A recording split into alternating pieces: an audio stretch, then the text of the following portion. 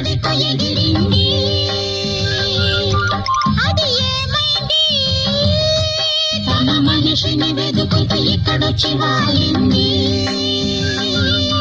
కలగాని కల ఏదో కళ్ళెదుటే నిలిచింది. అది నీలో మమతను నిద్దురలేపింది. అరే ఏమైంది?